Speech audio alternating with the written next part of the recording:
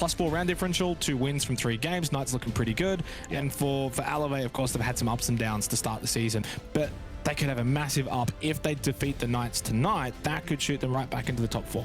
What's crazy is it's top 4 versus bottom 4 at the moment for tonight's matches, meaning that we could have 6 teams ending up on 6 points by the end of it, which would just be so APAC South-like. But it's time to turn our attention to the most important part of the night. The first matchup, Direwolves taking on Fury. Fury with so many uncertain results, so many question marks left to be answered. When we flip the scale and we start talking about Direwolves, guys, there are no questions. They are the best that APAC South has to date. They're in such a good position at the moment. Again, as we said before, top 4 will make it towards the playoffs. It's a 3-week, 6-day tournament, huge here in APAC for stage 1, taking on the best from North. And at the moment, even if they lose today in regulation, 88% chance of making it through. A victory, however, in regulation, which many are anticipating to be the case, all but locks them in. So it's a big game for Direwolves, not the most challenging of opponents on paper for them, but in the context of the stage itself, this is a fantastic opportunity for them to seal the deal, send themselves to playoffs, and really get ready for that tournament and show us what they're really made of in the best of 3 format. Well, a team that has always been on the outer edges of playoffs. It's Fury. They are still yet to make their way into any of the APAC playoffs tournaments. This might be a road to redemption if they can win this game today, but that is an almighty if, Xenox. I just don't know whether I've got enough confidence in that. Yeah, so far through 3 Playdays, statistically the worst team that we've ever seen in APAC South, so not good company to be in. You can turn it around very quickly though, a simple win here and it will do that. No producer boom. Again, Mopi does retain his position. Again, I don't know if we actually know if that's a permanent substitute in for the rest of the stage or what is going on there with producer boom, who we know has been so good for this team back when they were Q confirmed. Look, it's hard to see a way forward for Fury. I don't think it's going to be against Direwolves tonight. They do play Wildcard next week in Playday 5, and then they play Renatus in Playday 6. That's, if they're going to get points, that's where they're going to get them. And they're going to need them. This is the big issue. They have to start getting some points added up. Otherwise, things are going to look pretty bad. A slippery slope is where they may well end up going down. However, we need to have a look at the map, Vito. It's time to open things up. The discussion, guys, has been we don't know what to expect on really any given map at the moment. Fury, maybe we could probably lean into them a little bit more. But we head to Bank. What are your thoughts? Thoughts are good for Direwolves. They had that 7-5 victory against the Chiefs. Clearly a strong opponent here in the region. So taking that into account, I think Direwolves are looking good on this map. And for Fury, it's an unknown quantity. That's what Fury need to do at the moment. Their chance of making the playoffs are so slim at the moment as it is. So may as well experiment with some maps and try and gain some knowledge and some experience. All right, very quick predictions before we get underway here. Xenox, what are we thinking? I see the Bank. I see a Direwolves win. They beat Chiefs on it. They should be very comfortable. Not sure if Fury's going to have what it takes to win on Bank. I'm thinking 7-2. I don't know whether anyone could really disagree with that. We'll have to wait and see what kind of fight Fury can put up. And to take you through all of the action, it's Devin Raven. Thanks very much, Rob. Yep, Raven, time to dig into this one. And believe it or not, we have the expectation this is probably the most cut and dried match of tonight. Yeah, look, I think it's fair to expect that, right? We haven't seen a whole lot out of Fury so far in the first 3 games of Stage 1. And even in the last 2 games that we have seen them in, they've only been able to net, I think it's 2 rounds, right? So yeah, it's been a really rough start, and Direwolves, they're up and flying. So it certainly feels like this is expected to be a big one, but maybe it's getting set up to be one of the bigger losses that we might see throughout Stage 1. I mean, this would certainly be an upset. It is the #1 team on the standings in Direwolves versus the team at the very, very bottom, Fury, on 0 points, -17 round difference. They certainly need to find their first bit of confidence, find their feet, and get a win here in APAC South 2022 Stage 1. Let's load into Bank and kick off. Let's do it. And look, loving to see Bank being a persistent kind of regular pick here in APAC South. We've already seen quite a few games on it, so I think this is a good choice from Direwolves. We've already seen a big game from them on this map against Chiefs, as referenced on the desk. So I think, yeah, playing into a bit of a comfort zone here is definitely going to suit them, because it's one thing to be expected to win, but of course those are the games that you have to win, right? Like, these are the points that you need to bank up so you can secure those spots for playoffs. So it would certainly be some points away from Direwolves here. I believe we saw some stats on Twitter from Sprabuni. I think is the correct pronunciation, and he does a lot of stats, and he calculated that if Direwolves win this match in regulation, I'm pretty sure that that means they have a 99% probability of making it to the APAC playoffs. That is insane. Direwolves will certainly have their eyes on the prize. They've made it to playoffs many, many times in 2021, but never made it through to a major. They were looking to change that this time around. Ying, I mean, I guess that's one way to curb some chaos from Direwolves. Yeah, look, maybe it's something they know that the Fury roster love to lean into. Personally, can't quite recall too many, Ying matches with Fury, but at the end of the day, look, comfort ban or just, I don't know, straight target ban. I've seen it used a little bit on executes for lockers in particular, or maybe even on top floor. But regardless, I think Direwolves probably sitting fairly comfortable on this one, and a team in the past that has generally handled high pressure games fairly well, to be honest. And I think that's just a lot down to their team chemistry. I'm going to go back to the quote that we had from Onigiri of Elevate, who were the #1 team in APAC South last year in 2021. And with all the roster changes, there was a lot of, I get mixed expectations out of where the teams would land this year. Onigiri told me he thinks Direwolves is the most likely team to be #1 in Stage 1. So far, seen his prediction be correct. Let's see if they can dismiss Fury. 3 points here would be great for Direwolves, and they would basically be locking in their playoffs content from here on out. Absolutely would. So what can Fury do here against Direwolves? Of course, there is always that storyline as well, where if you are a team that has your back against the wall, like Fury have very low expectations on them at this point. It's just more about making some small steps forward, figuring out how they can make things better and at least just get some more rounds. I mean, it's one thing to look for a map win, but they've even struggled getting a lot of rounds in the last couple of Playdays. So I think there is always that kind of danger, right? There is the pressure on Direwolves. I would say very little pressure on Fury. Oh, and this is a bold play from the get-go from Direwolves. And it does not work out whatsoever. A clean sweep for the Fury boys. As everyone rushing from Direwolves, Electrical proves to be their death. ED can finally get one with the DMR, but Lycolis is in such a great position. ED is walking into a crossfire, gets him. Now this is a 2v3 with so much time left. I say this is doable for Direwolves. Definitely doable. They have some good positions as well. And Fury going to do their best to hold back. That's Harambe falling, so now all on the shoulders of ED. And he's going to get tagged up. Duck closes that out. And Fury, from the get-go, they bank round 1. Pun intended, I sure hope, Raven. We've seen Direwolves go for these rushes before. I'm pretty sure, was it against IG last week? Was it against the Chiefs? I don't exactly remember. When they played Bank, it must have been their game against the Chiefs. They went for this exact rush, and I believe it was in the first round, and I believe it went just about as good as this one did. Yeah, there was a bit of a botched kind of breach entry on that attempt, but no, even this time where it was a bit cleaner, yeah, no shot. It didn't look good from the get-go. They lost 3 at that double door, and yeah, it was kind of all over at that stage. But look, credit to ED. Had a couple of big picks that maybe made it look like Direwolves could have had an inkling. But I think what's really important of the outcome of that round is Fury getting the first round on the board. It's got to feel good for them, even though, you know, it was just shutting down a bit of a rush. It doesn't matter. Like, I think for them, it's about building on positives and trying to just gather some momentum.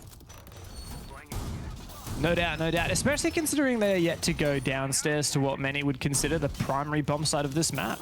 And I wonder if that is perhaps related to the Hibana slipping through the ban phase. If Direwolves were attacking downstairs, I mean, Kaid is banned. Hibana's opening every single hatch and really putting that pressure onto the defenders without too much trouble whatsoever. Reinforcing the window. Absolutely right. Direwolves now, hopefully, a structured attack out of this round. Nothing that's too brave. Not 2 rounds in a row, at least. Maybe that was the play from them. You know, maybe they just thought that they would open up with a bit of a rush, and maybe that would kind of play into a psychological game, so to speak, right? If they pull that off against Fury, who's already struggling, kind of puts them in a dark mindset, so to speak. Definitely makes Fury hyper cautious of the rush. And so if Direwolves want to get early map control later on, perhaps Direwolves are going to be focusing more on the rush and less on denying a lot of that map control from Direwolves. Very repel-centric at the moment from the Wolf Pack, but really it's Dark who's in a power position here for Fury. Holding on to this stock hallway, so many ADSs, I believe he's got 3 there. On top of that, Assyria Gate on the window. It's going to be tough to clear him out. Also, of course, in control of those magnets as well, so he really has everything in his disposal to try and hold this off. It is such a critical position. We see it held so often from teams defending this site, and there it is. Beautiful flush from Direwolves, clearing out all of that utility, counting it perfectly so that frag grenade isn't snatched. And look, it's taken about 90 seconds to get to this stage, but a pretty important step in this attack from Direwolves. Credit to him. They managed to clear out that position without losing too much. Now, yes, a lot of nades, a lot of util gone, but at least they take the ground for it and they have time to work from here on out. Okay. An aggressive gas babe. Jackie Wu, though, survives it. Dark in a dangerous position in the hallway, but doesn't want to overpeak.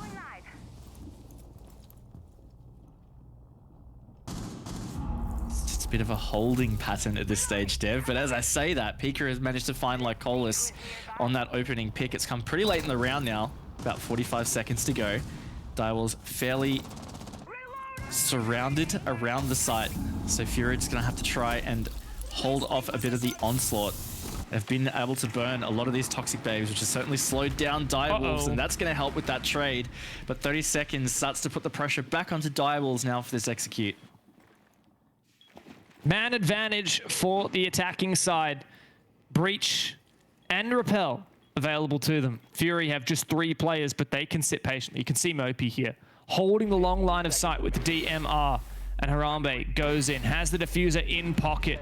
Is the denial there? Hajime goes down. Pika finding another kill on for the round. Mopi cleaned up, and, well, the entire Fury fall apart as the execute comes through from Direwolves. Really good execute from Direwolves in the end. Look, they used every second possible to make sure that they were set up. They had the right crosses covered. They just had their positioning down pat, so when they went for that execute, you saw it. Fury just absolutely crumbled. It was tough for them to be able to get into an advantageous position to deny plant or do really anything to stop that attack progressing. So a really good answer back from Direwolves in that round. But Fury aren't going to linger too much. They'll go back down to the basement. We haven't seen lockers and CCTV as of yet from them. And typically this is regarded as the strongest site. I like that we've got some plant denial in the form of the Yokais. Of course, Echo probably wants to remain hidden during this preparation phase so that Direwolves doesn't 6-pick, or rather re-pick, onto the IQ. During the entire prep phase, attackers can now re-pick onto whatever operators they want. And that is a huge advantage if you spot an operator like an Echo that has a really strong counter that they could switch onto. Definitely, and we've started to see the repick. I don't know whether I'd say having a massive impact, but we see it starting to be played a lot. You know, we're seeing IQ was a great example that you had, where IQ was getting very little play in last stage, even a lot of last year in general. But already throughout stage 1, we're starting to see a lot more IQ picks come through because, yeah, it just feels a little bit more valuable when you know that you need to use that utility. You can bring that. Also, LMG meta. There's an LMG on IQ. That certainly helps as well. But yeah, no, I'm loving the addition of attacker repicks so far. Thought for a minute Harambe was going to go garage. Not advisable when you've got diffuser and you're the primary hard breach. In fact, the only hard breach for this team. That does somewhat limit Harambe, because even if he wants to breach all of these hatches, he won't have much left for them the server wall and the default plant spot. But Direwolves here going for that map clear first and foremost, and it's not looking too difficult so far. In fact, I believe Fury have perhaps even everyone down on the site. Oh, no, you've got, wow, very heavy roam, in fact, but all on this first floor. Yeah, and still all in positions as well where they could rotate back at the drop of a hat, like fairly quick. Not gonna overcontest, overstay their welcome. I think the most important thing here for WOVLES is, of course, just continue to progress as quick as possible. Certainly a site that we've highlighted a lot with Bank, where you can't really delay yourself too much in this mid round with a thing like a roam clear, because unless you're doing a lobby attack, you're going to need to be able to be prepared to bait out all that utility. So, for example, the 3 Toxic Babes, the Yokai, which they potentially don't even know exists, C4s, those kinds of things. So let's reassess the progress from Direwolves. Taking a lot of this horizontal map control, and I'm fairly certain by these positions that Fury have in fact fully rotated back to site. Direwolves look quite aware of that. Already the red hatch pre-opened by the defenders. Now the A bomb site hatch follows suit, thanks to the Hibana, who's really making swift work of all these hatches. That said, the first casualty is one on the attacking side, however, traded back. Is there still a roam present, or where was that? Yeah, I didn't quite see exactly where Pika fell, but at least it was traded back for WOVLES so that they can keep that equal man count. But what's really important here is WOVLES are certainly signaling that this is not going to be the server clear or the server attack execute. It's going to be all this lobby side, and that definitely does negate a little bit of that time element where you can execute a little bit later. Certainly wouldn't want to give it much though, because you still have to try and force your way and give access to site. So it's going to be very important for Spacehead. He needs to try and hold these players off as much as possible. Walks straight into that crossfire though, and now his position revealed. Fantastic shot there from Jackie Wu in the elevator. Direwolves come to life. Dark now in the garage, the only player left for the Wolfpack. 1.5 times scope on the P10 Roni, and he can't get it done. Direwolves, as the plant goes down, can cover perfectly, and they've strung together 2 rounds in a row. Fairly clean as well, honestly. Like, they're doing a really good job, even though they're being a little bit more careful than I'd say I've seen Direwolves be in the past with some of these kind of mid rounds. These executes are super clean. They're winning their gunfights. They're just doing a really great job at making it coordinated. I think it's the most important part or piece of the puzzle there, is that it's coordinated. You know, they're swinging this particular angles at the same time. So even if one of them loses, they're getting ready to trade. It sounds like basics, but at the end of the day, WOVLES are pulling that off fairly well. And it's very obvious why they're being able to win these rounds. Yeah, and it seems great as well for Direwolves that instead of going for that really typical, oh, let's just plant server, let's play this baiting utility game for about 40 seconds. Instead of doing that, they went for a rear side push, and as a result, instead of trying to force the plant down, they found openings and they exposed defender positions so that they got the man count, so that they could then go for a plant, and not in a way when Fury can then try and really heavily lean into the denial. So it seems like good countering and mid-round adaptations rather that we're seeing from Direwolves. Absolutely, certainly a key mark of why they are one of the top teams in APAC South at the moment. I mean, they are at the top of the standings, fairly uncontested, and yes, they are certainly about to lock in what feels like a playoffs berth. So it's great to see them being able to flex that a little bit against Fury. First rounds, just, you know, write that one off. Don't think about that one. Well, it was a rush, right? And it's funny to me Yes. that Fury, in fact, not looking to go back to staff room open area, just, oh no. Souffle, he just chopped the Twitch drone. We'll just pretend we didn't see that. It's funny to me that Fury not going back to the bomb site that they've won, probably aware that Direwolves threw that a little bit last time with the rush. And if Direwolves do go for their more slow and steady typical take, Fury wouldn't have too much luck. So instead going to the top floor, which we did see Direwolves win on the attack already.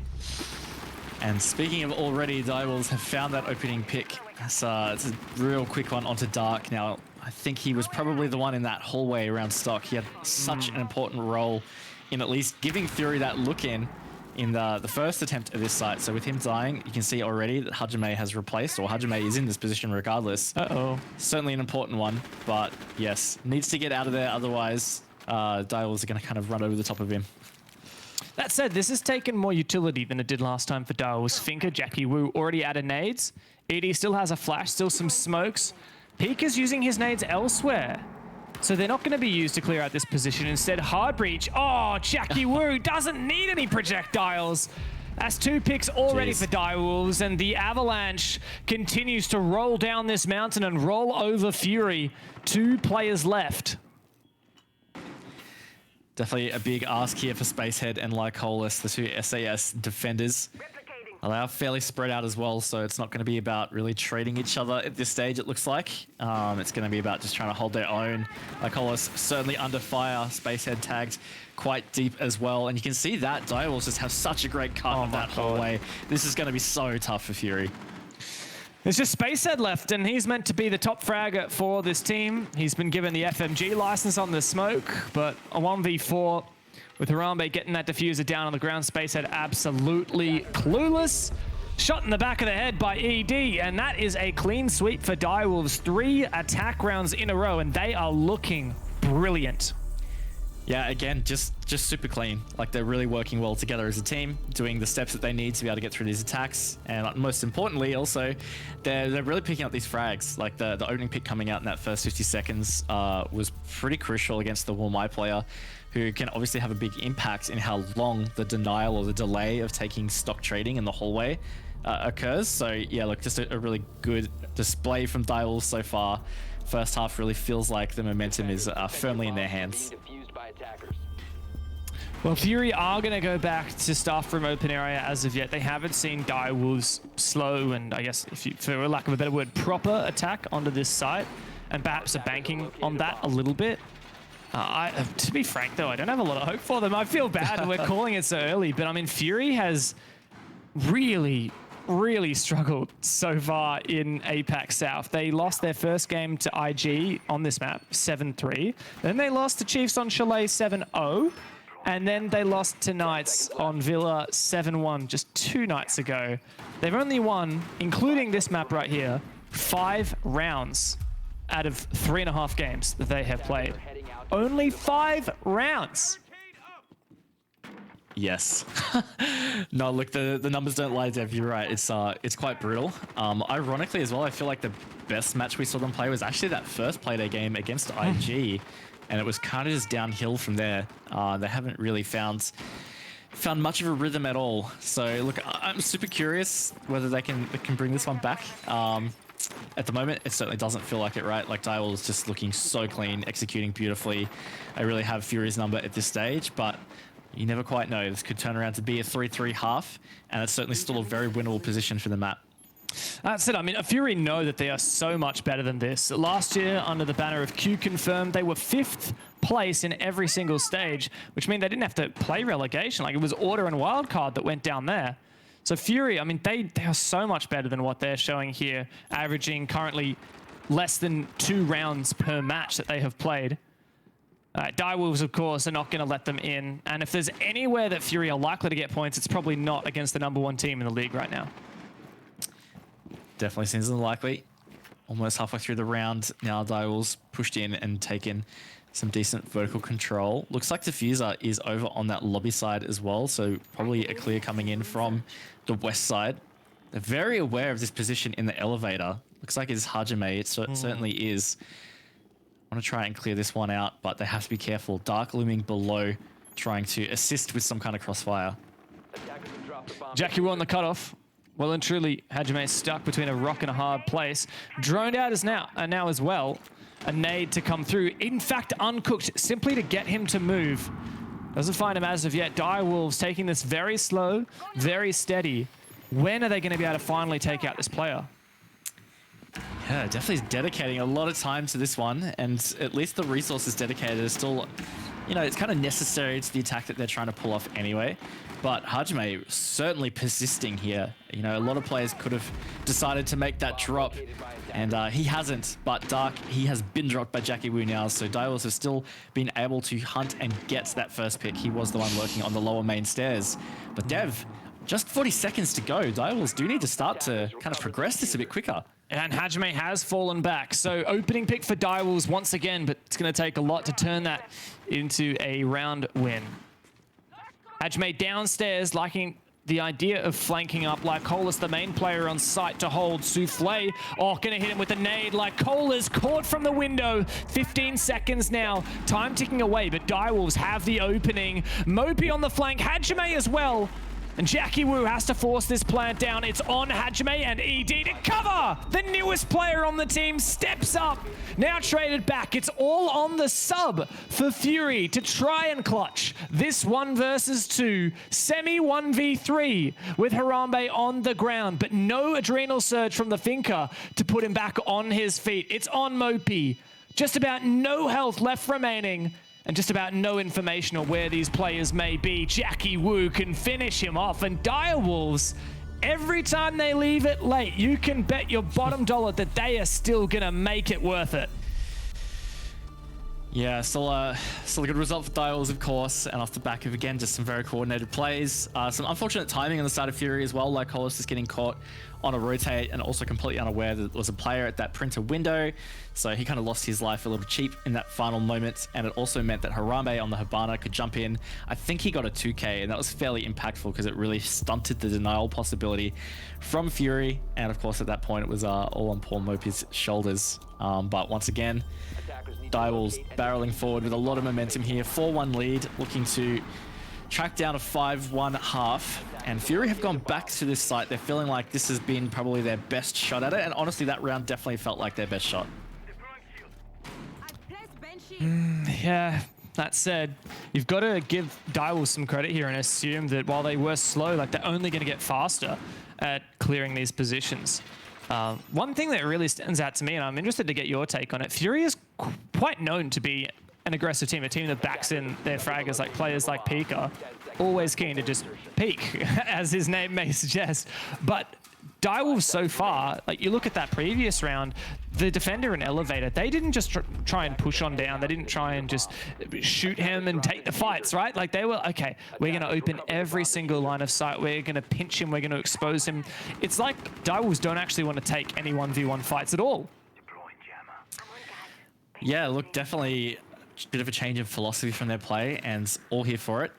You know, they had a pretty good year last year regardless with the way that they were playing, and it certainly was quite intimidating, but you know that that's potentially not sustainable, right? You have to be able to have multiple modes. Some of the best teams we see in other regions or globally in general, they have those multiple modes. They can switch it on and be just like insane aggressive, but they can also play very structured and very coordinated.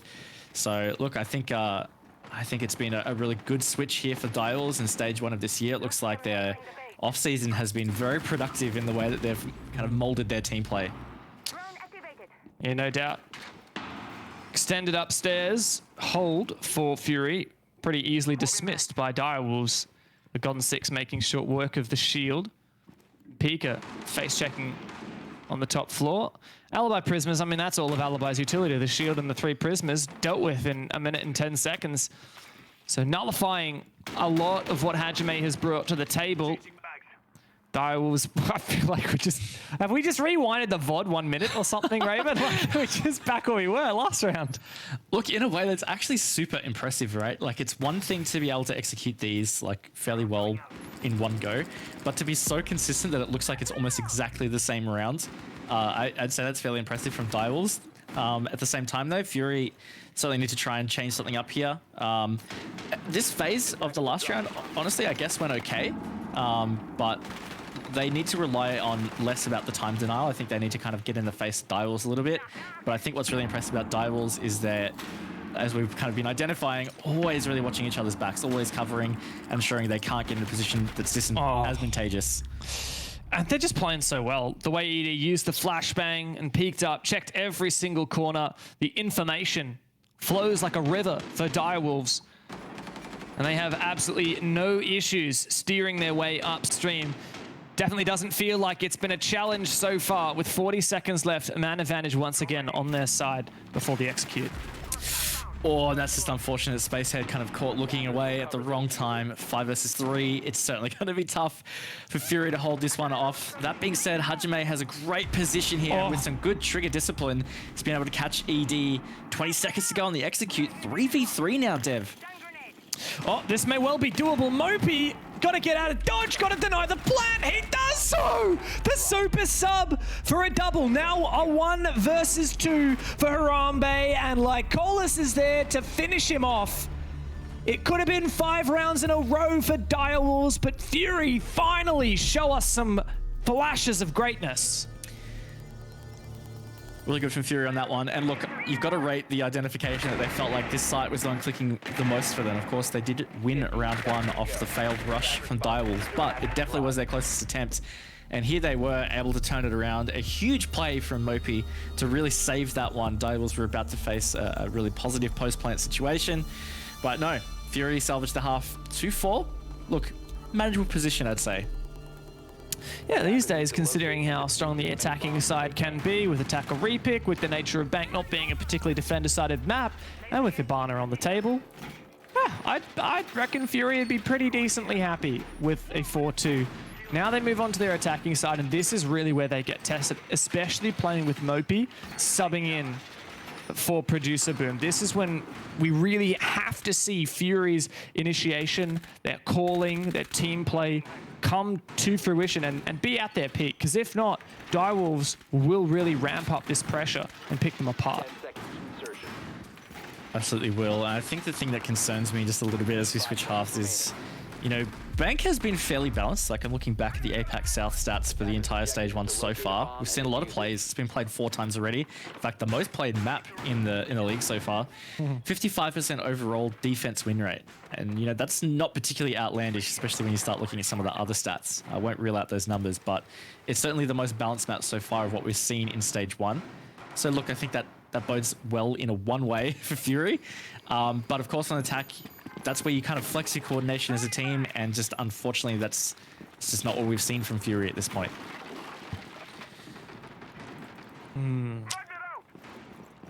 Couple red flags then. Bit of uncertainty as well, perhaps from Fury. An unusual claim, or I don't think I've ever seen anyone jump out of that window. Must mean Mopey wants to repel here, but you'd think he could be shot even without destroying that claymore if he's on the repel. Well, this is really where we're going to test Fury. We saw how good Direwolves were at clearing out this position with the shield. Let's see what Fury have got to show for us. 3 players dedicated to this as well, and of course, we talked about it before, there is a bit of a utility dump required to be able to clear out that position. But Humbe with a huge C4. That's certainly going to hinder it, because that is the person that had the frag grenades that he took out of that little cluster at the window. That is actually unreal. And with that delay of time, Jackie Woo's magnets are slowly regenerating. Any ADSs present, which I believe there is still one, will also be regenerating. So Fury have not only lost those grenades, but also wasted those flashes that they sent in. Yeah, this is that is definitely a significant thing to have occurred for Fury's attack now. It's going to delay them a lot. It really puts them on the back foot. And now they do only have a minute to go. At the same time, as we've seen there, picked up by our wonderful observer, Mandy, that there is still a player lurking off-site. It is Souffle. But look, it's a good trade from Spacehead. Yeah, look, Harambe, don't really know what the play was there. Souffle, like you said, roaming off-site. Droned out, though. Oh, he could have done so much damage had he not been spotted. Ooh, Jackie Woo doesn't have as much to protect him as perhaps he thought, and he does find himself flashed. Like Colas, also rather Souffle taken down by Spacehead, and I mean, this is looking not so bad now for Fury. Yeah, certainly maybe a little premature there from Souffle, but Fury with a man advantage coming into this final 30 seconds. They are pretty well set up for this execute. Oh, what a trade there. Spacehead might have lost his life, but he has got Mopey on the long angle. It's all Jackie Woo now. We've seen him hit some gnarly clutches so far, but it's not going to be that way this time around. And Fury have built up a little bit of momentum here, Raven. They find themselves only 1 round behind. That's what you want, and you look, that's why the 2-4 deficit isn't all that scary, I guess, at the end of the day. I think what is just so important about that round is not only did they end up winning it in what looks like a fairly clean affair in the end, they actually faced a pretty bad position when they lost that first pick, all the opening to that C4. It was the Yana, it was the frag player. They were going to have trouble clearing out the player around the shield. They're outside Stock and Janitor. But even with that, and even with the time delay, they still managed to pull out a really great execute. So I think that is a huge pat on the back for Fury. And maybe it could be a turning point in this match. It would be huge for Fury, the bottom team in the league, to take down Direwolves, the top team in the league. Yeah, we're only 3 play days in, but considering that Fury had averaged 2 rounds per match up until this game right here, I mean, they've already exceeded that. In fact, this is the scoreline. Well, 7-3 is the scoreline that they lost to Invictus on this map. Well, they've already met par for the course as of their most recent bank result, right? So let's see if they can take us a bit further. To be honest, Raven, I'm starting to back them in a little bit. And look at all these repicks coming through. Finka, Ossa, Yana, and Nomad. Definitely some interesting repicks there, and I wonder if that calls out that they have identified something in particular that calls for a very particular strategy. Now, I'm not sure if it is going to be this, but we did see that also used beautifully by Chiefs on the last Playday, where they did a very quick direct execute onto the Locus or CC site, and they just planted behind one of those shields just in the first minute, right? And it worked beautifully. So maybe they thought that there was potential opening, something similar. It doesn't look like that's what they're going to be playing it like. Yeah, I mean, I love that idea, and I love the creativity, and I love the attacker repicks. The only thing I'm concerned for Fury is the lack of Hibana here. I mean, you're attacking the basement, Kaida's band. To me, it's a bit of a question, like, why don't you? The only way I would imagine they don't want to pick Hibana is if they're not intending to roam clear or open the hatches at all, if they just want to go for a straight server push. But that's not telegraphed by how they're playing it, so color me confused. Yeah, this is definitely a little confusing, but here we go. They're starting to do this direct kind of push in through server. Certainly not as quick as we saw when Chiefs kind of did this, seemingly this play. But look, there is 4 Fury players stacked here, so they are not interested in really progressing this anywhere else. Just going to go direct, and it certainly is doable if that hatch is closed on CC. And execute here is just going to be about holding this clean and letting the planter get it down. Look, I can see it working. Love the idea here. It all comes down to the execution by Fury. A lot of plant denial from Direwolves. Look at that. The Tachanka, who now equips the Shamikas and sends it out. You got so much info on Pika, plus a C4, another C4 on ED, plus the ability to look through smokes. Not to mention the Yokais, of which I believe 1 still resides. Fury took out 1 in server, but so much util for them to deny this plant. Actually is, and it's good denial for this too. They're really going to be able to hold this off for quite a long time. And it comes through the C4, doesn't hit the mark. Direwolves need to be careful, I guess, not to burn particularly C4s too early, because that is really all they have to counter those shields. But Jackie Wu has managed to get a pick with the Shumika. ED backs it up. Unfortunately for Fury, that's it's going to sting a bit. And this is just the absolute beauty of this plant denial, not to mention Harambe on the top floor.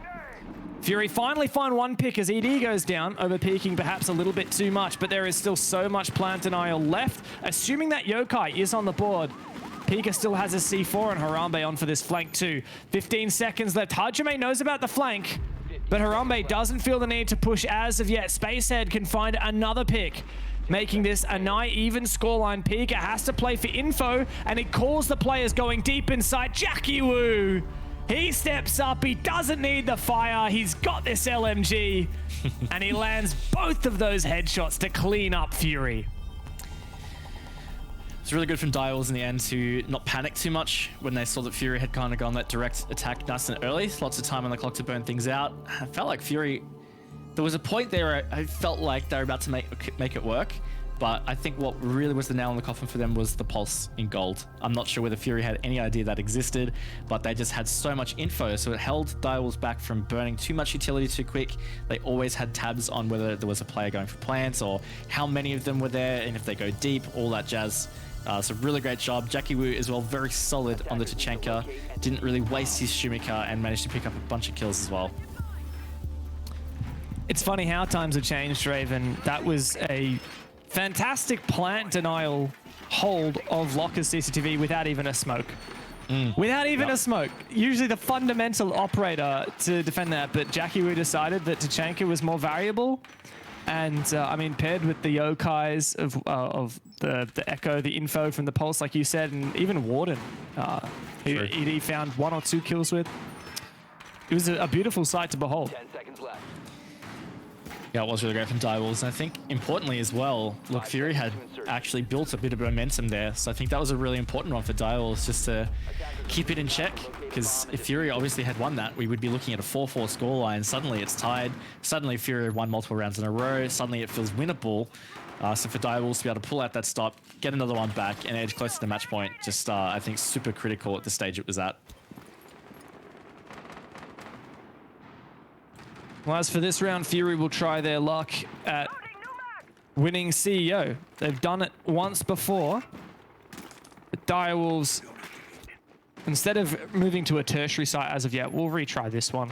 And having a look, for the most part, I think we're seeing a very similar defensive setup. The Echo, the Arini, the Wamai, and the Mute were there before. It's the Pulse that is the special ingredient this time around. Yep, and here it is again. Jackie Wu trying to hold this hallway, and the onslaught of utility coming their way. Even the Yokai is there for the info, sending out a stun to try and just slow down Fury. But they're doing a really great job, actually, burning all this utility, just dealing with all the pain that's coming their way. And they've been able to open up this wall with the Selmas, clear out the shield. Jackie Wu's had to retreat back towards main stairs, and that's a nice, pretty efficient first-minute clear. It is, and it's making Fury look really good on this site once again. Maybe a bit stubborn from Direwolves not to bring that Jaeger. Second time in a row, they're trying to hard hold that position without a Jaeger, and it's just not cutting it. Fury now, though, in a strong position to start catching up once again with the Direwolves. It's still a 5v5, but good progress has been made in this round. Definitely has. Looking good from Fury so far. Still a lot of siege ahead of us, though, in the round. Some pretty important steps to achieve, and they're certainly careful about a potential roam. Now, it was Souffle last time on the Mozzie. He's not reprised that this time. He's gone to the Pulse, and Mopey is going to take out Jackie Wu. Just walks right into the gun sight of Mopey, and that's certainly going to help Fury's prospects of this round. Fantastic opening pick. We've seen Fury win this bomb site without that opening pick before. So even further advantage than we've seen in the past. Direwolves, what are you going to do about this? Because it's just a matter of time before Fury prepares something. Definitely is. But they look really well set up. Hajime is certainly going to be critical on this one. Harambe too in the Janitors. It's going to be big for Direwolves if he's able to swing onto a potential plant denial here. So that is a position that will have to be dealt with. And now in this 25-second mark, Fury have a bit of pressure to try pull this one off. Fury, the time is ticking away. Souffle's below. No. This could completely pick apart the defense, and Direwolves clean up thanks to the info. ED is just nuts. Mopey, the last man standing.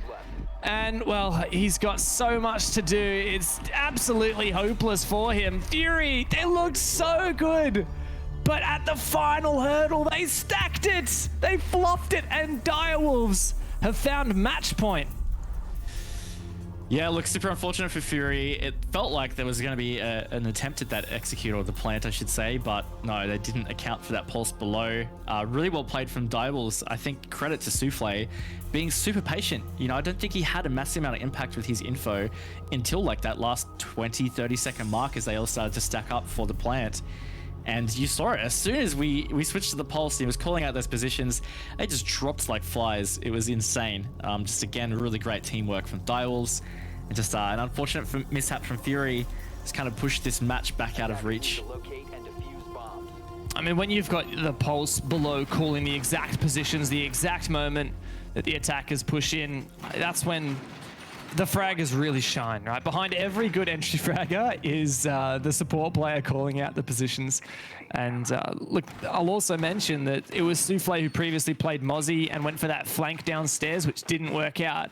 What a fantastic idea for him to six-pick, oh, not six-pick, but instead change his pick. I'm going to keep getting caught up on that. But he chose the pulse instead. We saw the impact of that utility. Now Fury, a lot of pressure is mounting. If Fury lose this round and therefore lose in regulation, they have a less than 1% probability of making it to the playoffs. In contrast, Direwolves have a 99% probability of making it to the playoffs. So this round has a lot riding on it. Yeah, big stakes, I guess, in both courts. think it's a bit rough for Fury that Direwolves have been able to build up a bit of momentum after those last couple of round victories as well. I think that last round will in particular sting for Fury, but either way, they have to move on. Direwolves have gone to the open area site now. This is the first time, in fact, that we're seeing this defended in this half for Direwolves. So Fury not only seeing it fresh, it's their last chance to keep the game alive. A scary prospect for the Thai team. Slow and steady, we're finally seeing a Dockerby as well. Potentially for that roam clear. Fury just look a little bit slow, a little bit indecisive. A minute down, that's a third of the round gone. And still, I don't believe we've got a single Fury player in the building. Spacehead finally breaks on through and can get to work on the vertical game. But I'm really concerned here, Raven, about the time management. Yup. Also, that C4 kind of really missed the mark. Bit of a guess, I'd say, from Direwolves on that one. But yeah, look, 90 seconds in. Fury need to start getting a little bit of pressure more towards Direwolves at this stage. You can see there's a lot of outlines over towards the elevator side. And Fury certainly can't just bank on dropping Hatch in through stock and just trying to get a plant easy that way. Takes a little bit more prep than that. We haven't seen many 5v5 execute go the way of Fury, have we now? It was Direwolves who somewhat specialized in that on this bomb site. Finally some progress now for Fury, but still not a single pick as of yet. On match point for Direwolves, the pressure is mounting for Fury. Yet to find a single point on the scoreboard in APAC South.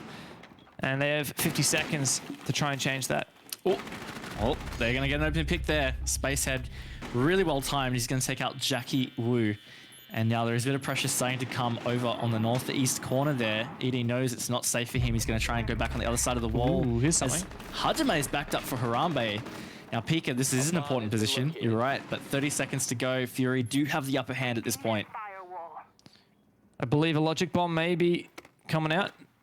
There you go. Ooh, no, that was perhaps a hunt down of the defender cameras, which have now been accessed by the attacking squad, thanks to Hajime picking the Dockerby. So it's a huge amount of info, but 15 seconds left. Fury seem to make good on it. Souffle, he's got to come up big. It's a 1 versus 4. With less than 10 seconds on the scoreboard. Lycol is forcing that plant down, and easily Fury can cover it. Souffle goes down, and Fury will keep themselves alive just a little bit longer. They do, and that was just a great round in general from Fury. Look, there are definitely some concerns about the time and the pressure that actually put on site, but really when it came down to it, that final 40 seconds, they just made a great call with where their positioning was going to be. And they executed it really well, honestly. And Dial's going to call attack just so they can recompose themselves. Could be the right call here for Direwolves. I don't think there's much to be stressed about at this juncture. Still have match point, and in fact, they'll have it for at least 2 rounds. If anything to be stressed about, it's probably that ED just spilled his drink bottle all over his mouse pad. He's drinking, I saw it earlier, it looked like one of the world's giantest coffee or something, I don't know. It looked like a stainless steel, you know, like a keep up kind of thing, right? Yeah, I guess that. But I don't know, maybe, maybe he's just trying to get souped up on coffee. Well, he'll need all the energy and caffeine he can get for this potential final round. You see fairly quiet in the Direwolves camp, just really taking this tactical timeout in theory to have a bit of a breather. Of course, they could be speaking with their coach. Souffle could have been talking. We couldn't exactly see his mouth, just his beautiful fringe. But now I believe this is going to be a Lockers defense. It is now unlocked once again. And Direwolves, well, I mean, we saw how amazing they held this bomb site previously. Yeah, they really did. And look, I really like from Direwolves that this is basically the same lineup minus the Warden, which I think is probably going to be even worse for Fury because now they've brought in that smoke. ED on that as it's a lot of extra denial now. But yeah, no, like they had it super clean last time. I think in particular having Pika on that pulse, I would assume to be in gold. That really was kind of the linchpin last time for Direwolves. 10 seconds left. I'll tell you right now, I would not want to be attacking against this lineup from Direwolves. You've got the Jaeger to protect the anchors, and then you've got all of the anchors. The Shanka and the smoke to burn out time. and prevent that default plant. You got Peek at a call for all the info, and of course the Echo is another last line of defense to try and deny that plant if need be, as well as get some info, because that's really the other thing that that Direwolves will be banking on. The Echo and the Pulse for that information. Makes me wonder whether Fury will take a gamble and go for that rear side push, that lobby, the vault push that we saw work so well for Direwolves when they attacked. Something on Fury's side as well is they've actually brought the Hibana this time. That was something that you kind of highlighted a little bit last time with the Lockers attack, is that they didn't have that Hibana. So it really just, it pushed them into only being able to do that one thing. And look, that's fine. If you have a very set strat in mind, go for it. But this is certainly going to provide some more flexibility for them. Going to be able to open up more hatches, and just in general, they'll have an opportunity to pivot their attack if whatever they thought they were going to be able to do looks like it's going to go awry. So I like that change to bring the Hibana. Dai was going for a full anchor setup despite a bit of a roam setup, it seems. Rotation holes, top floor hatch reinforcements. But reinforcing a lot of hatches here for Direwolves means that Fury will be very thankful they have this Hibana, but they're still going to have to be a bit careful. And, not an infinite number of X-Kairos, and each hatch requires 4 of these pellets. Only has 18, which does limit his ability. See, you can only get 1 more hatch now after already opening those 3.